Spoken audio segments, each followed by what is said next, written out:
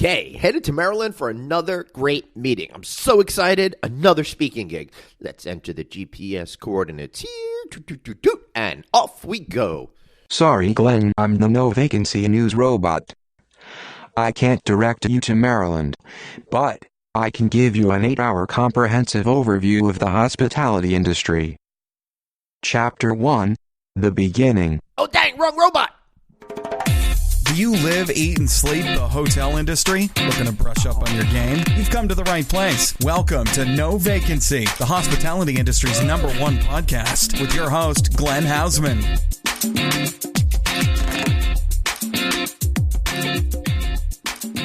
Hey everybody, Glenn Hausman here, your fearless host of the No Vacancy podcast. All right, maybe I'm not completely fearless. I do have some fears, such as having to wait on a excruciating long line trying to check into a casino resort in Las Vegas. But other than that, I am without fear, at least for today. Let's face plant into rock and get this show going on. All right, so welcome to the show.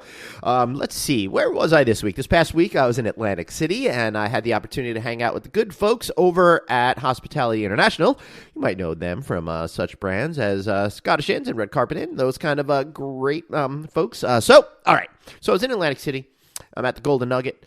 I had a chance to speak to this group, hang out with them for a few days. It was really fun to see how this company is coming together, how they're starting to really grow and kind of coalesce with a lot of folks that I've known in the industry that have come from some other companies, in particular the old school Vantage Hospitality. There's a bunch of guys that are now over there at Hospitality International that used to work for them. So it was fun being there and getting a chance to do a good keynote presentation. And this particular presentation was a lot of fun for me because I focused on where we are in the state of the industry and then what hoteliers can really do about it. How can they turn things to their favor in a time when expenses are really starting to increase and in a time where employees are getting paid more and more and more and more, and in a time when the real way to find profitability is by lowering expenses. So I talked a little bit about, different interesting ways that people are finding that they can try to eliminate some of the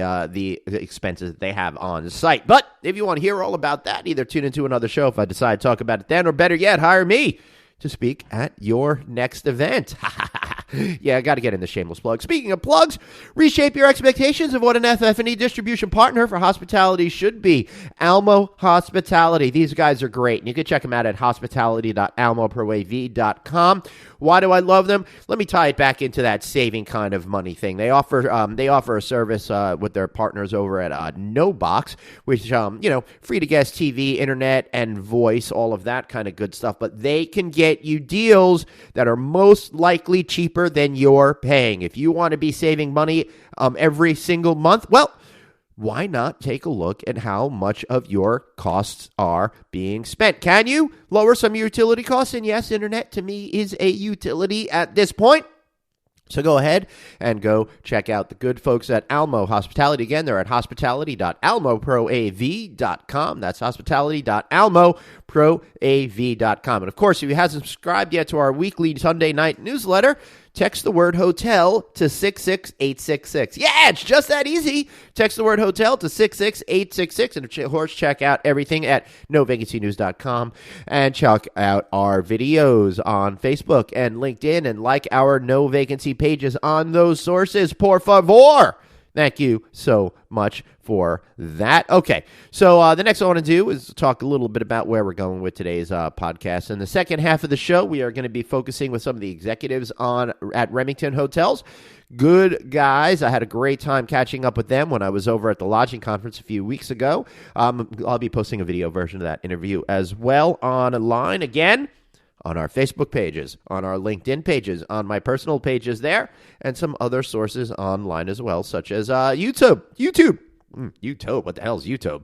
Anyway, now, before you know, we're going to be getting into another interview, and that's with the GM of the Westin Nashville. I was down in Nashville last month attending the Red Roof annual conference. You've probably seen some of my videos online focusing on Red Roof's owners and why they like partnering with the company so much. If you haven't seen those, be sure to check them out at novacancynews.com, YouTube, Facebook, LinkedIn, all of those good places. But anyway, this guy's the GM of the Westin Nashville, and Jeff Crabill is a really great dude. So we learned all about what it's like, operating a convention-focused hotel in a downtown area, which is a lot of fun. I know I've been speaking to a lot of resort people lately, so this is a nice little departure. This will help energize and empower all of my GM friends out there and all the folks that are working their way up to be GMs. I think you're going to like that. And then our conversation with Remington Hotels is going to be really interesting to learn about what their strategy is and how they're handling this particular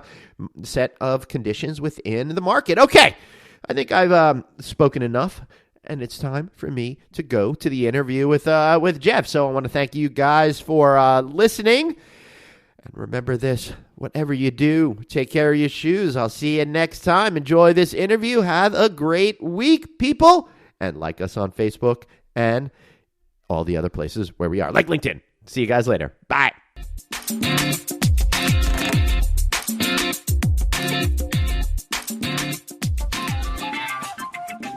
All right, so next year on the No Vacancy podcast, I get to talk to fun general managers from time to time. And it's really awesome to me because sometimes in my world, I'm very fortunate. I get to talk to all the top executives, all of these companies, but you don't necessarily learn a lot of the cool stuff from those guys, right? The best place to be is talking to the guys that are on the front lines, the guys that are making a difference every day. And by guys, I mean men and women, so don't hit me over the head. I'm just using a colloquial version there. So all the people out there that are making a difference every day in people's lives. And that's why I'm talking today to Mr. Jeff Crabill, and he is with the Westin Nashville Downtown Hotel I got to experience just a couple of weeks ago. Jeff, how are you, sir?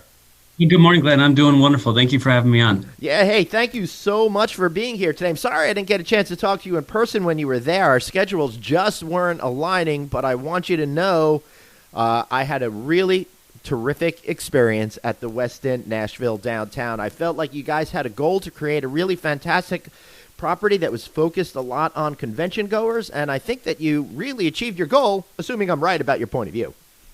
No, absolutely. You hit the nail right on the head. I mean, we are a large convention hotel in downtown Nashville, and that is exactly who we cater our business to.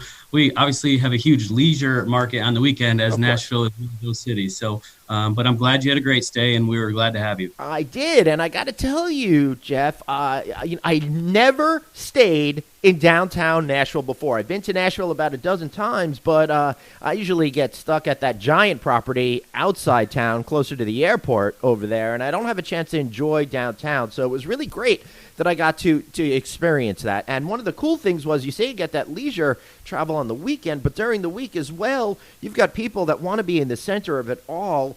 And, Broadway, where all of the clubs and live music is happening, is really just super, super close. Yeah, Broadway is the main strip here in Nashville, and we're only a few blocks from there. So a lot of our guests love to be able to walk down there, but they also kind of have the retreat of coming back and not being directly down on the strip, because if you're down there, as you know, it gets a little noisy at times. Yeah, yeah, and you're right across from the convention center, which is really helpful. And I'm going to plead to all of my folks out there in the hotel industry, come on. Hold an event downtown for once. I want to hang out downtown. I don't want to take an Uber 25 minutes to get down there to have myself a good time. But how long have you been over at the property, Jeff? So I actually opened the property about 3.5 years ago. The property will have its 3-year anniversary this October, and I started in April of the year before. So I was here when we didn't have carpet or walls. It's been quite the experience. That is quite the experience. So what's that like for you, getting a general manager position but not having anyone to generally manage from the public? It's more like getting things set behind the scenes. So what did you have to do in that time? And it's a lot of fun and a lot of chaos at the same time. I mean, it's kind of like having a baby. I've seen this thing grow in the past 3 years to become what it is today, and I couldn't be more proud of what we've done. In the beginning, when you open, and like you said, there's no set guidelines. You're really kind of running and trying to put out fires, but trying to get ahead of the pace. So a lot of what we did was trial and error, and then we've really kind of found what we're good at now, and we really focus on that. Yeah, that's pretty cool. So when you arrived, you said there were no walls, there were no carpeting. So you're obviously actively participating in making sure the property was ready on day one. But what point do you come in when it comes to hiring all the professionals that are going to be part of the organization, getting those sales leads going so you could fill up any space that you have as soon as you open those doors? How's that work? Yeah, so we typically hire sales a year in advance. So you're trying to get those contracts in place for when you open the doors. Our director of sales and marketing here was actually the second employee ever hired. So really that was in process even before I walked in the door. That's so important to get future business on the books. Yeah. So how do you go ahead and how do you do that? Because there's got to be some sort of trust between whoever's handling the sales and the folks that are going to be booking a place that doesn't exist, but probably just has a couple of nice pictures. Yeah, you have to tell the story, right? You have to be able to show them what the property is going to become, what the service will look like. Pictures are great. People get to see renderings. They get to see what they're going to walk into. But what you really pull off of is the experience that you're going to create and how we're going to cater to that specific group. Right. So at what point do you start hiring everybody else?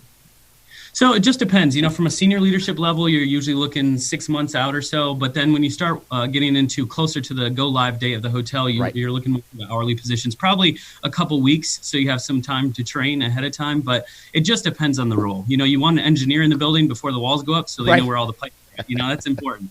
We probably hired the majority of our staff within 2 months of the opening.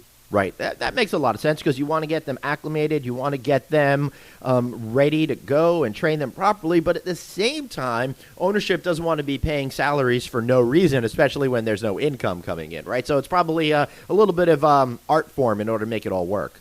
It sure is. It's fitting a piece of the puzzle together. Yeah. So what was it like then opening a hotel in an area that everybody is opening hotels in the last 5-6 years? It's been insane. And at all the events that I go to on the national level, Jeff, I got to tell you, the pipeline is absolutely deep still for Nashville over all of this time. So there's lots of new products. There's lots of competition. How is this different for you compared to maybe other markets that you've been a part of? Yeah, so it is different.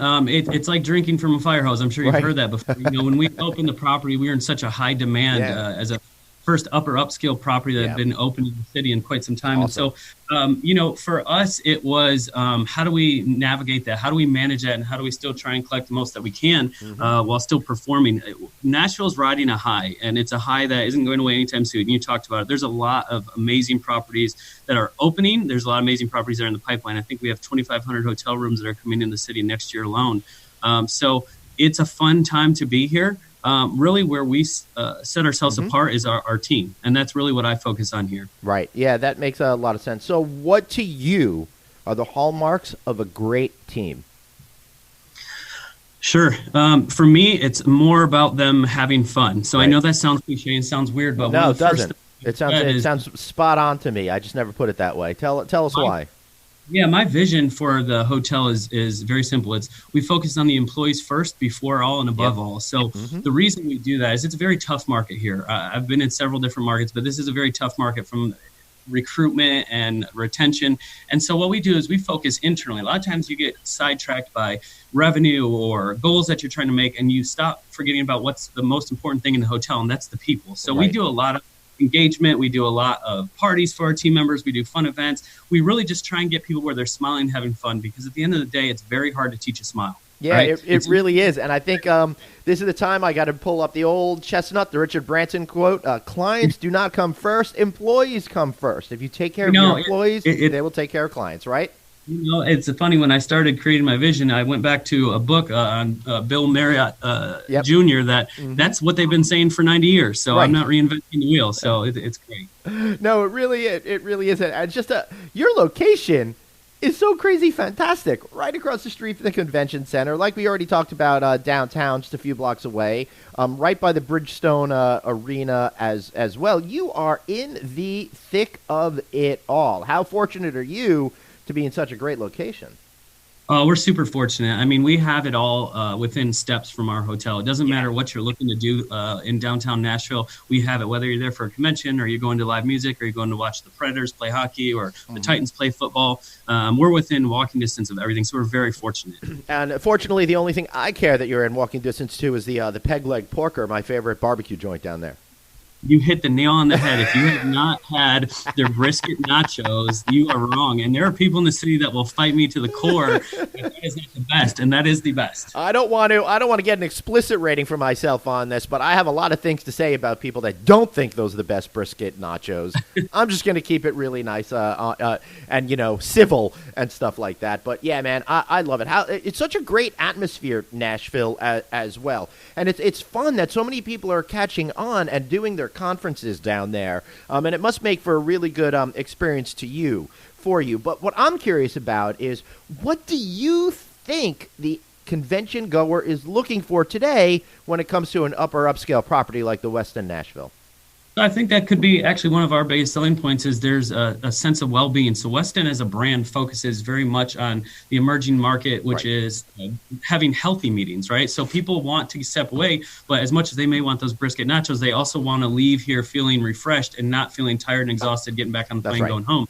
So we focus heavily on that market here. We really have a huge fitness aspect to our hotel. We do a lot with superfoods. We do a lot with meditation and on Sundays. So there's a lot of different things that we're doing to try and cater to a guest that, they want to see Broadway for a night or so, but they also want to walk out of here feeling better than when they walked in. Right, yeah, and that's always my goal when I go on a trip. Unfortunately, I always feel worse every single time I go on a trip. I got to get a little bit more into some of the healthy aspects of it. And, maybe next time I'm down there, I'll actually borrow some of that workout gear that you guys offer through the Westin workout program. We also have a run concierge, which is pretty unique to our brand. So we actually have a guy here that will go on guided runs with you. So if you need a place to run, let us know and we'll have him take care of you. Yeah. Typically what happens in Nashville is I'll see those people leaving to go for their morning run while I'm coming in after having some Waffle House or something like that. So you're like 95% in Nashville, so you're okay. Yes. Yeah, and I don't mean to mischaracterize the city as a place where I enjoy myself too much, but it is really just such a fun town. So I had the opportunity to go check out the L27 Rooftop Lounge. I had myself a really good burger with some fantastic crispy French fries that reminded me of the potato sticks I used to have when I was a kid, and this fabulous jerk octopus appetizer. So really cool how you have some traditional stuff, but then you're kind of mixing it up a little bit at the same time to add a little bit of the pizzazz. Yeah, it's the wow factor for our property. Right. I mean, L27 is the city's premier rooftop lounge. I mean, we're 27 floors overlooking the city with unobstructed views. So it's hard to beat that view, especially at night. Yep. We're very proud of it. We just, one of our head managers up there just won Bartender of the Year for all of Nashville. Sweet. So we do some fantastic activations up there, and we do some really fun things. We do concerts on the pool. So it's really one of those wow factors that other Westins and other properties in the city don't necessarily have. No, they don't, and I really love the rooftop pool thing, and it's great because a lot of places in Nashville have that rooftop bar, which I think is almost a prerequisite before you build something in Nashville these days. But the pool area kind of changes the code to me a little bit. It creates what I believe to be an area that is really focused on multiple day parts, which is kind of, I think, the holy grail for real estate space these days. So you're finding a lot of people are using the stuff during the day, and it easily transforms into that loungy type of atmosphere in the evenings. Yeah, that's the goal. We have that pool up there for a specific reason, and a part of it is for the daytime usage. And we see a lot of our guests come and lounge by the pool, and it's a plunge pool, so they'll get their feet in, dip in, they'll have a couple cocktails, and then they'll leave. But before dinner or after dinner, they'll come back because it completely transforms at night, and it becomes a whole new location and venue. We'll have a lot of live DJs and music up there. So the vibe changes completely from day to night. And so we find a lot of our guests utilize it for both times. Yeah, I didn't have a chance to check it out during the daytime. I had to work. Wah, wah. Poor me. But it was really great up there, and he seemed to have a really nice crowd, and I believe it was like a Monday or a Tuesday night or something like that. It was pretty early in the week. So really kudos to you. So Jeff, when you're thinking about operating these hotels, what's your normal day like? What are you thinking about every day when it comes to making your staff happy and making sure that they take care of all of your guests in the building? Yeah, the fun part about my job, every single day is different. So when I wake up, I never know what I'm going to get into that day. My main focus, though, is just to be present for the staff. You talked, how do I make the staff happy, or how do I allow them to have fun? I'm in every department all the time. Probably some of the managers think a bit too much, but I like to walk around. I don't like to stay in my office because I think it's important for all the employees in the hotel to see kind of the face of the hotel and thank them for what they're doing day in and day out. Because at the end of the day, they're doing all the hard work, right? They're the ones that are down in the front lines in the trenches. And, for me to take 2 hours out of my day every day to just come by and say thank you for being here, I think it makes a big difference. Yeah, it really does. Plus, I think it gives you as a general manager better insight as to the pulse of the community and what's bringing people to the hotel. Yeah, it's what gives me energy. I came up in operations in the rooms department, and where I got my energy from was talking with our guests and talking with our internal guests or our employees.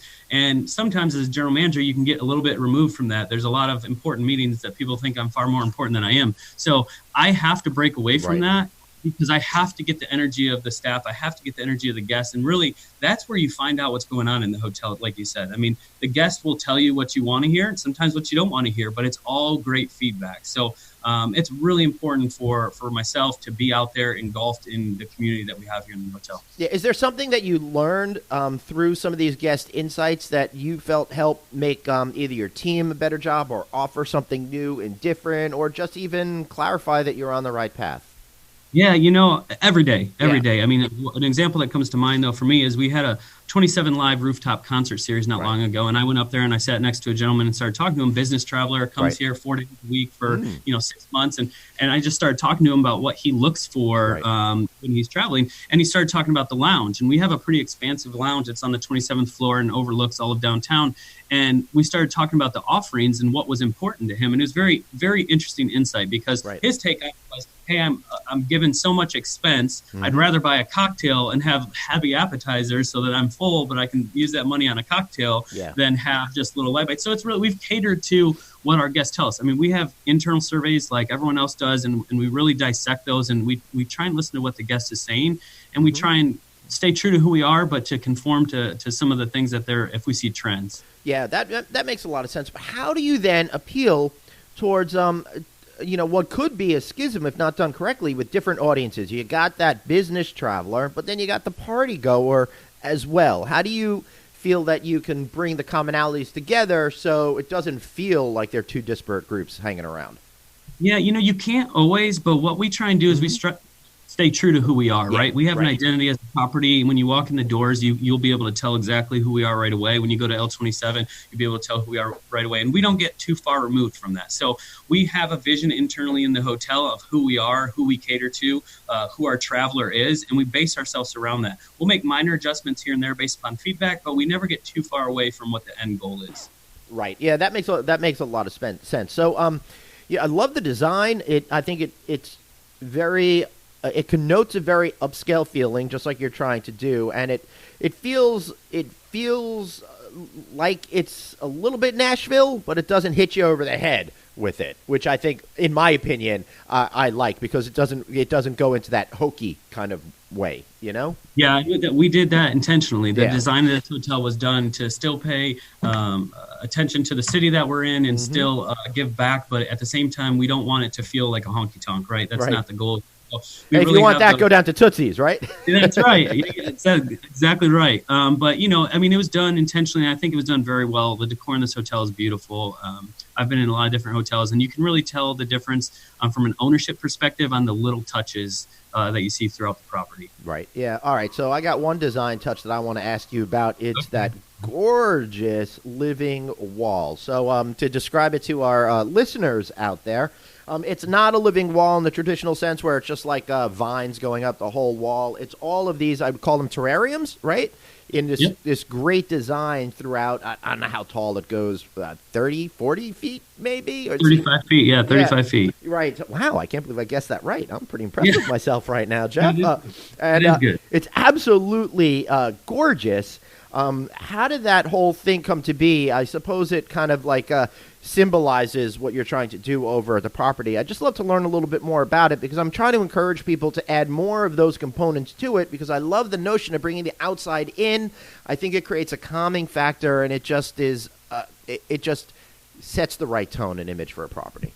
So, yeah, I think you hit it on the head again with the fact that you see a lot of hotels doing living walls and it's traditionally an ivy plant or something that's going up. And we wanted to do something different. We wanted to put in our air plants in there. And we wanted to bring air plants. That's a cool name. Yeah, we wanted to bring the outside in. And so we suspended these globes throughout they're done on steel wires. And they're suspended at different levels. And it really makes an amazing picture. It's probably our most Instagrammable moment in the hotel is in front of that wall.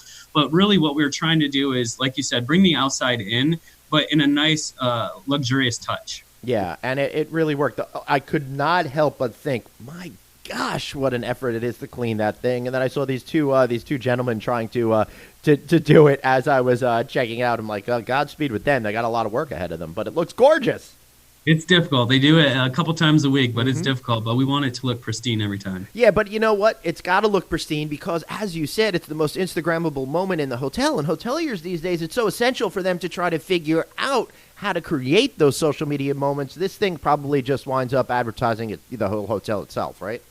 Between that and the circle chair in the lobby, we do pretty well on social media. So, yeah absolutely.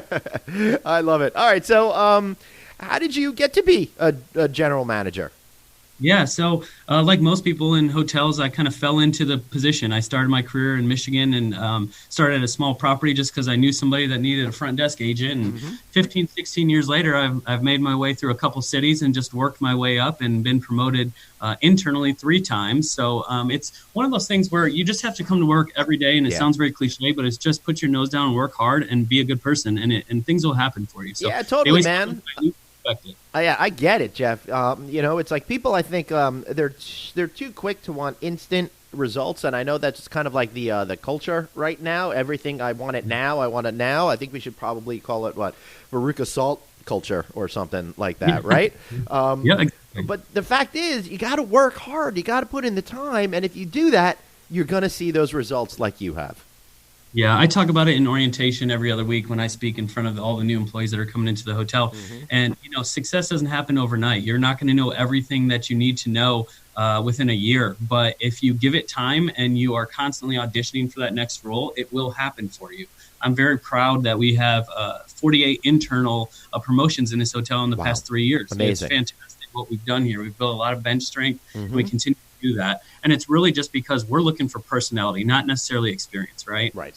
Yeah, and that I hear that all the time. It's all about hiring for personality because, if you folks listening don't know by now, you could train the rest of the stuff. The personality stuff you really can't change, right? Yeah, no, it's absolutely right. We can teach you systems. We can't teach you to smile. Right. That's a great way to put it. So what other cities were you in prior to Nashville, Jeff? I was in Orlando mostly. So I was down in Orlando for about 8 years, bounced around to a couple different properties there and loved it. But then it was time to move a little bit closer to home. And I'm originally born and raised in Michigan. So this was about as far north as I would go, as I don't like the cold. Oh, yeah. But you still do a lot of humid days down there. I don't know how you guys handle it. It's pretty humid. I got off the plane. I was in Vegas for 4 days at a convention, and I got off the plane yesterday, last night, and the humidity hit me in the face, and I wasn't ready for it. So, but no, it's great. Nashville's a great city. I love Nashville. It is so much fun. Such a great town. The people are really absolutely wonderful, and it sounds like you're fitting in just perfectly down there, Jeff. Any other thoughts on what you want to share with our audience today? I would just say if you haven't been, you have to try. There's a lot of beautiful properties here. I happen to favor one in particular, but you have to come to Nashville and experience it. It's one of those things that when people leave this city, they always have the same impression of, I had no idea. Right. And that's really what it's about. Nashville's such a fun city. It caters to everything you could ever want to do. And we have a fun time here at the Westin doing it. Awesome. I love it. All right, hoteliers, I'm challenging you all out there. Instead of doing an event in that other place in town, do it downtown for once. I'm not saying anything bad about those guys, but let's do something downtown. You'll engage the audience in a very fun way. It's so cool down there. Just do it already. All right, Jeff, how about a good shameless plug for the Westin Nashville? Yeah, so the Westin Nashville is one of the premier hotels in the city. We've talked about it. We focus on wellness. We have the best rooftop in the city. It's such an amazing time to come here, whether you're going to be in our Rhapsody Spa or you're going to join us for a cocktail on the rooftop. We would love to have all the listeners come stay with us and really appreciate your time as well. Thank you. And the only thing I did not like about the entire property is I only got to stay one night. But that's my fault, not you guys. So thanks so much for being here, Jeff. And I look forward to getting back down to Nashville and staying over there again and getting myself some of those brisket nachos. All right, guys, thanks for listening. And we will be right back after this commercial break. Have a question for your host, Glenn? Tweet him now at Traveling Glenn. No Vacancy, the hospitality industry's #1 podcast. We'll be right back. Hey everybody, Glenn here. So listen, a while back, I told you about the Red Collection, Red Roof soft brand that was developed after comprehensive research into what today's traveler truly desires. Well, offering you a great opportunity to affordably expand your portfolio in the heart of the cities you love. For a limited time, that opportunity is miles beyond affordable because Red Roof is offering free royalties for 5 years to qualified franchisees completing an application by December 31st, 2019. That's December 31st, 2019. Don't sit around. Get it done. The Red Collection is a fast-growing group of upper-mid-scale unique hotels, each inspired by their city's vibe and culture. What's more, every property has its own distinctive name, customized property enhancement plan, and brand standards based on consumer wants rather than design mandates. That's the way it should be. And because all this is backed by Red Roof, well, you'll gain the advantage of their owner-operator perspective, as well as loyalty rewards programs with more than 3 million members. And that just happens to be the richest in class and least expensive for franchisees. Plus, you'll be working with a company with a franchisee satisfaction rate of 90%. How about that? To learn more about, get this, 5 years free royalty, 5 years royalty free with the Red Collection, contact Matt Hostetler, Red Roof Senior VP of Development and Franchising today. I mean, right now. Stop walking the dog, stop running on that treadmill, stop doing what you're doing, and call 713-576-7426 or email mhostetler@redroof.com. That's MHOSTETLER @redroof.com. Thanks for listening. Back to the show.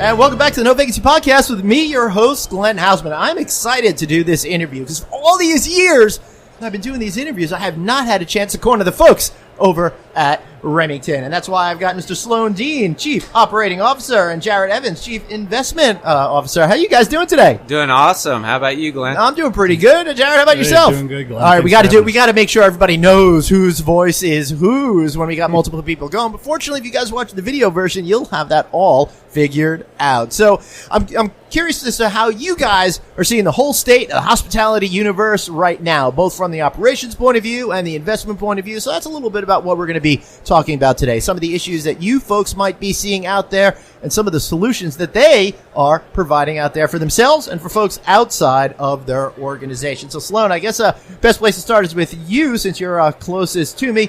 How is the state of hospitality when it comes to the good folks over at Remington?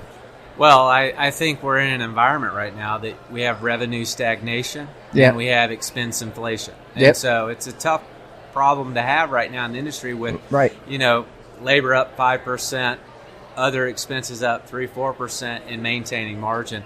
And for us, we think differently than other operators. We started 50 years ago as an owner-operator. Mm-hmm. And so we're hyper-focused on flow-through. And we're having to find it in new places. So we're looking at ancillary revenues, everything from parking, AV charges, et cetera. How can we maximize profit? And then also looking at the labor market differently. We utilize J1s more than we ever have. Right. unique labor relationships like contract labor that we utilize in certain markets where it's advantageous. And then also looking at non-labor expenses. Right. We just renewed a deal for our procurement that saved us a couple $1 million.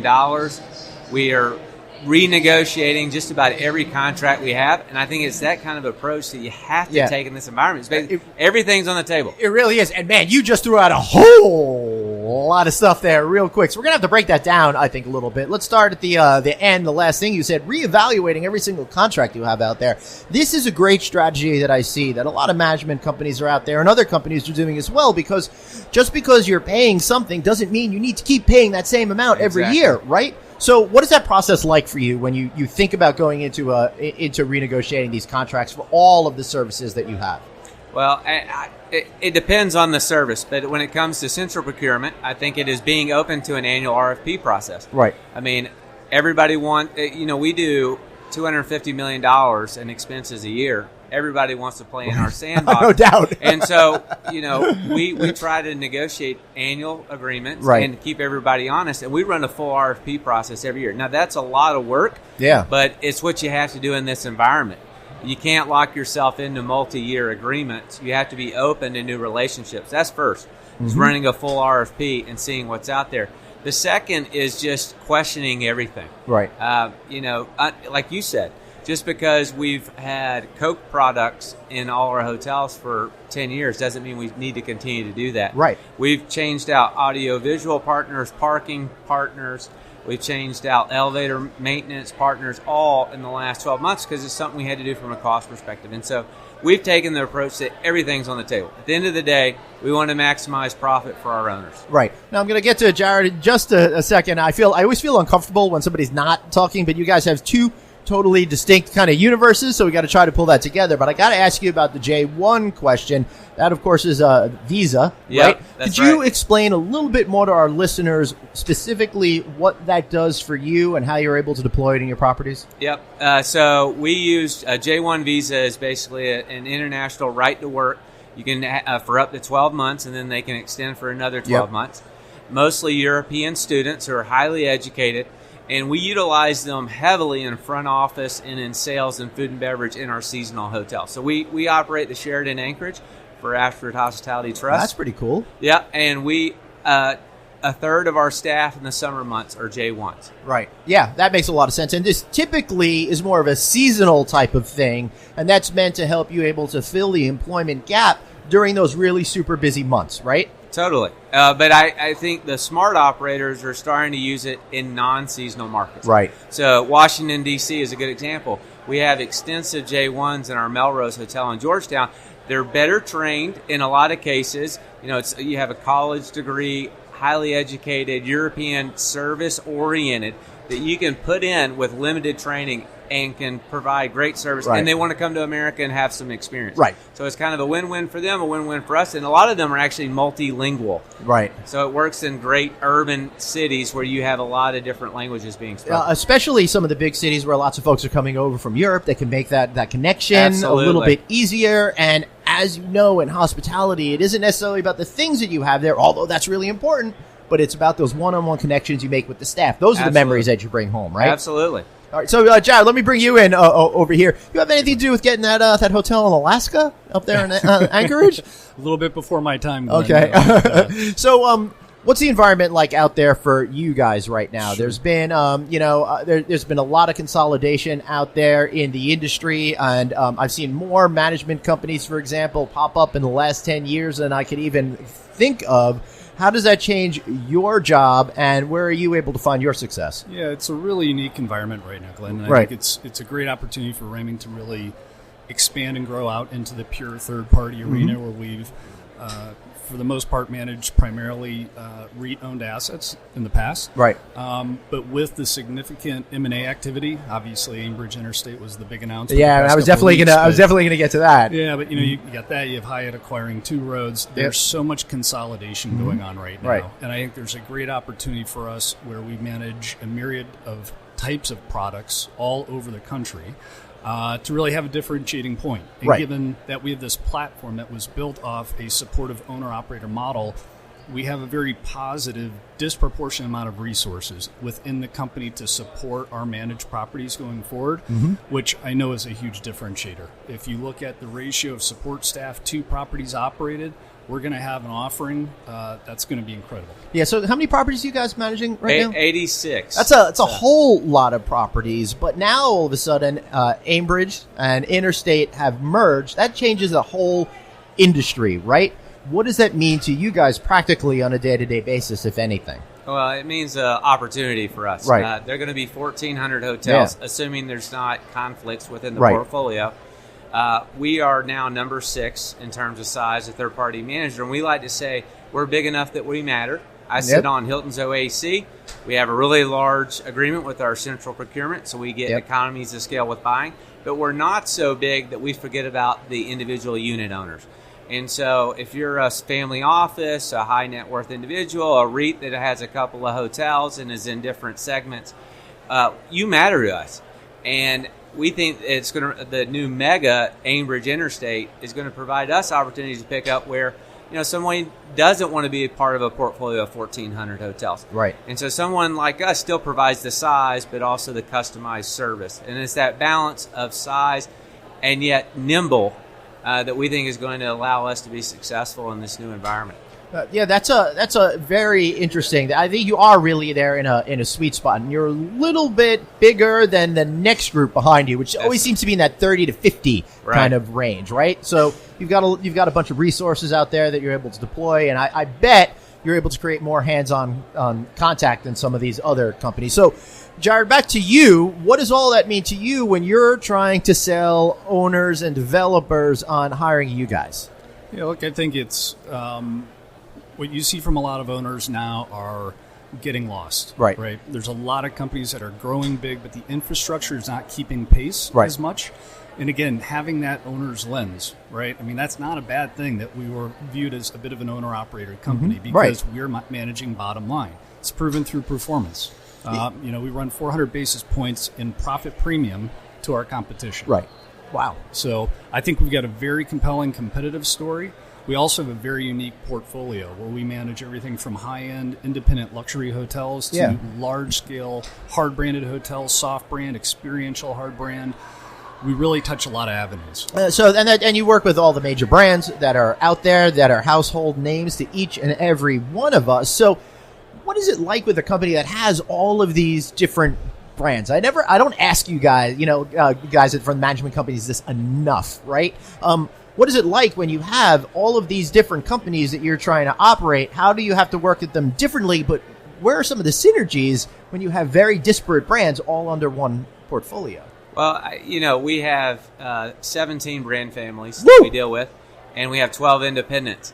And what I like to say to people is we learn the best from all, and we try to apply the best from all in our operations daily, every day. Right. And so that's the benefit, is that you get to see what everybody does well, and you get to see what everybody doesn't do well. And it's not a one-size-fits-all. I get asked the question weekly, should I brand this, should I not brand it? And that our portfolio and experience provides us a unique lens to be able to give that recommendation. We're not just Hilton heavy. We're not just Marriott heavy. We're not just independent heavy. We're rather hotel heavy. Right. And so I see it as a huge advantage for us that we are diversified and can provide that, diversified experience and knowledge base that applies really in different markets. So, Jared, someone will come to you and you've been having a conversation with them. So you guys will actually consult perhaps on the type of hotel that they should be building and who they should affiliate with if they are doing that at all. Sure. Absolutely. No, I think having the opportunity to work with developers, to your point, we do manage quite a few brands. Right. So we've got a lot of great experience of knowing what brands fit in the right environment and the right product and the right location. It's not brand first. It's always those things. What's the product? Where's the location? What's the positioning? And we can help educate a developer and bring them along and help out that learning curve for them quite a bit. I like what you said, educate the developer, because my hunch is, anecdotally, based on a lot of conversations that I have, that there's a newish group of people, of high net worth individuals that are coming in and playing in the hospitality industry for the first time. So you really do have to have that education component as much as just the experience behind you, right? Oh, absolutely. I think it is a delicate balance with a high net worth individual who's been successful in whatever she or he has done to step in and listen to them first and then try to pivot them to possibly an idea that is not their first inception or first idea, but may be better for them in the long run. And that's a delicate dance. And I think you're absolutely right. There is a lot of successful money from other industries that is moving into hospitality. And you could argue that is partly why supply growth has started to creep up again as you look out into next year. In 2021, it's started to tick back up. And it's some of those money sources that you referenced. That's one of the things that I always find fascinating about the hospitality industry is the dichotomy in it between the operations side and the development side, and how the development side needs to keep developing, but at some point it winds up in aggregate screwing the operations side because there are too many hotels. But as the saying goes, developers need to develop, right? So, Jared, where are you finding these people? I don't want you to give away all your secrets here, but how do you find these people that might be interested? Do they come to you? Do you find them? Do you just hang out at golf clubs? How does all that work? That's what most people actually think, Glenn. His golf game doesn't support that. No, look, it's a broad spectrum. Given the types of assets that we operate, it's very broad. It's, the Sloan's point, high net worth, significant institutional capital. From our plan, what we're putting together, getting the word out about our new operational platform, we want to be very strategic and aggressively target the institutional capital markets, quite frankly.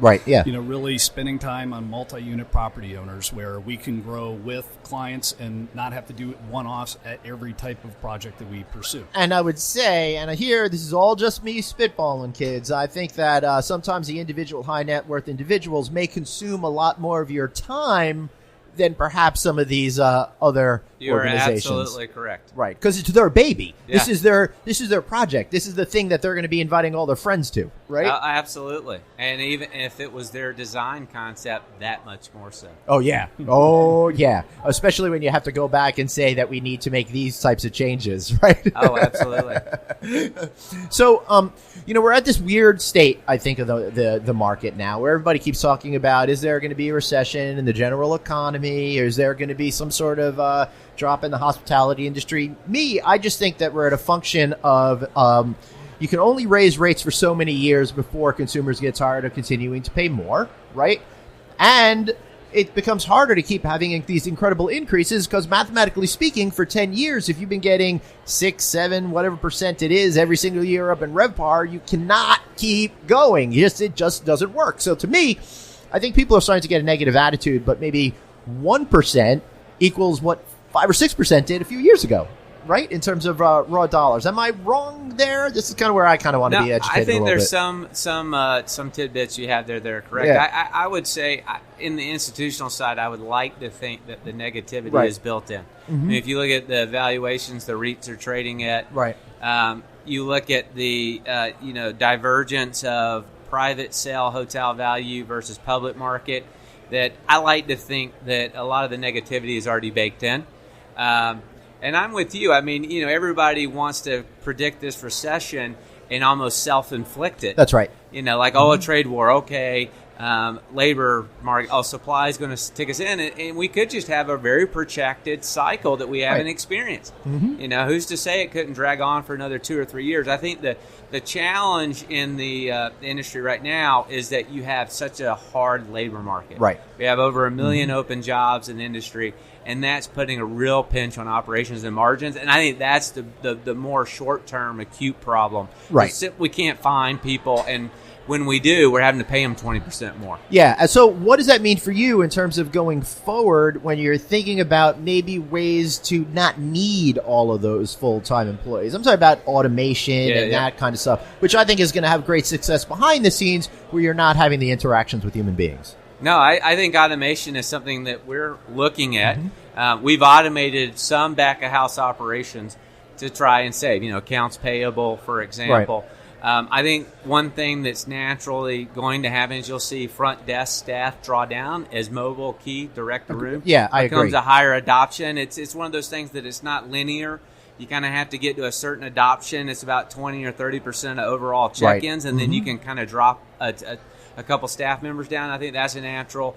I think housekeeping is another that, with automated vacuums and some other things. I think that makes sense. Plus, I think there's a consumer shift of if the hotel industry could get people to realize you don't need the housekeeping every single day. And it's interesting to me that that's something that has been so sacrosanct, but I'm not so sure the customers care all that much. The hotel that we're staying here in right now, or at least I am, I don't know if you guys are able to get into the room block at all, but they offer a certain amount of points if you want to forego getting your bed made. And quite frankly, I don't need them coming in every single day. Yeah, and I think that's going to become more common.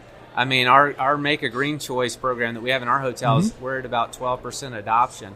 I think that's significant. Yeah, it's significant. That's got to add up to several housekeepers, depending on the size of a place. Yes, it is millions of dollars on an annual basis for a large portfolio, and I think that's going to become more and more common, and not necessarily. I think partly for what consumer choice and behavior, but also the fact that there's a green component.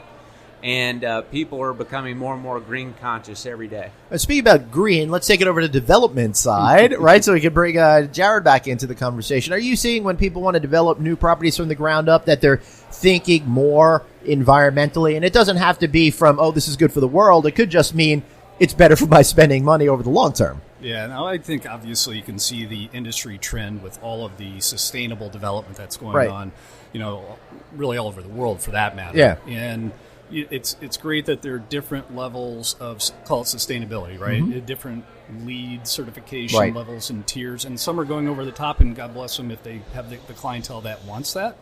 So I think it's a good opportunity. It's a good offer. That's kind of the way of the industry right now, is being as environmentally sustainable as possible. Where I think we're going to see a good shift is when the economics of that catch up a little bit faster, because it's not always cheaper to build at that most sustainable level. But I think it's one of those things that really have a good ROI over time. And me, again, I'm not in the operations or in the deal making like you guys every day, but it seems to me that if I was to build a hotel today with the plan of selling it in 5 years, I would want to have all of those features baked in, because it would create a higher valuation for my property. Is that correct? I think that's fair, particularly when it comes to energy conservation. Right. So you look at utilities. So take we operate Radisson in Napa County. It is one of the most efficient commercial buildings that's in existence. And you're right, it runs a higher net operating income because it uses less water, uses less energy, and it uses less, basically, every utility you can think of. And that translates into cash flow, but also it translates into long-term lower cost.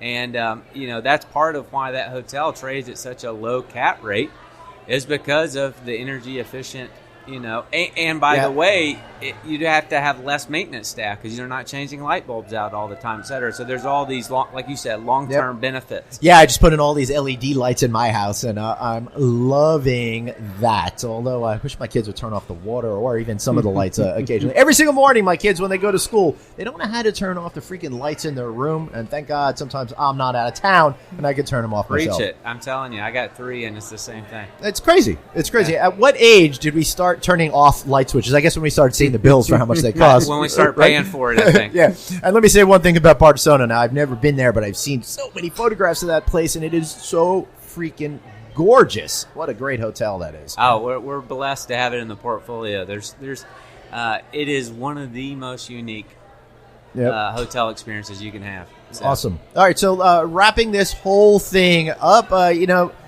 Jared, what do you see in terms of your goals for development in the next couple of years? It doesn't have to be exact numbers or so, but what are you hoping to achieve here? Look, we want to have a healthy pace. Yeah. We really do, Glenn. We're not going to do a bunch of deals just to get deals done. We're going to be very smart, thoughtful. We've got senior leadership and board-level support and commitment to grow this the right way with the right clients, the right properties, and so we're going to be smart about it. How hard is it to say no to somebody? It's not that hard, quite frankly, if it conflicts with where you need to be. I think a lot of our competitors have sacrificed culture and results for growth. Right. And we're not going to go take over a similar sized company just for the sake of growth and sacrifice performance. We're not going to do that. That's interesting. One of the things that I've done in my business here is I came to realize that there are certain people you just don't want to deal with, and it's probably best not to take that money because it's going to wind up being a pain in the ass as time goes on. Absolutely. And it may go counterculture to what you're trying to build, and you'll end up paying for it in the long run. Right. So how do you recognize, Jared, that something might be a little bit not right? Or is it just plainly evident? Well, you do it long enough, and you can tell. Right. There's a lot of hints along the way. But look, one thing that we're going to put a lot of time and focus on that I've tried to do throughout my career is significant due diligence on clients. Right. Just as much as they do it on us, we want to know who our clients are, what kind of partners are they going to be, because it's a partnership. Yeah. You know? So it's a little bit of the due diligence, a little bit of Malcolm Gladwell's Blink book, where you're bringing your whole lifetime of experience with that gut reaction. Right, and you just know if it's right or if it's wrong. Sloan, any final thoughts from you? Well, what I'd tag on to that is that, we co-invest a lot, or will co-invest a lot, and we'll put key money into deals. And so that holds us accountable not to do business with people we don't want to do business with, and to not do bad deals. And that's interesting to me, because that's one of the bigger trends that I've seen over the last 10 years is people want the managers to put in some money because they have that perception that you're going to do a better job than you would have, even though I don't think you would have done a worse job. Right? Well, it creates a level of accountability because the returns on the equity could be worth more than the management fees. Right. So I think it does create accountability. I like that. Yeah. Great. Any final thoughts from you, Jared? I appreciate you having me, Glenn. Thanks so much. Excellent. How about a good shameless plug from each of you about Remington, how to find you guys? Well, you can find us at remingtonhotels.com. If you're looking for an alternative to the mega merger that is going on right now, feel free to call us. You can find us online, and you can find Jared and me waiting to want to do business with you. So thanks for the time, Glenn. Beautiful. Thank you. Jared, any final thoughts from you? Any shameless plug from you, or he covered it all? Appreciate it. No, very excited about this launch. It's going to be very exciting. This is pretty cool, and I really appreciate you guys coming on here and talking to me about some of the real issues that are going there and actually wanting to address it, which is really cool because I never heard anybody wanting to talk about the competition like you guys did. So thanks for giving it to us real, giving it to us straight, and making sure our listeners are educated. So I want to thank you guys all out there in podcast land for listening to the show or watching this video. If you have that, make sure you reach out to us at novacancynews.com. I am at Traveling Glenn online, and be sure to like our Facebook page and check us out on LinkedIn. And I will see you guys next time. That is, unless I decide to go up to Anchorage and check in permanently to a Sheraton. You're always welcome. See you guys next time. Bye-bye.